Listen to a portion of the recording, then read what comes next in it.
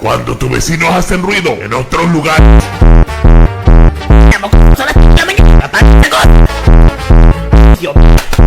¡Policía!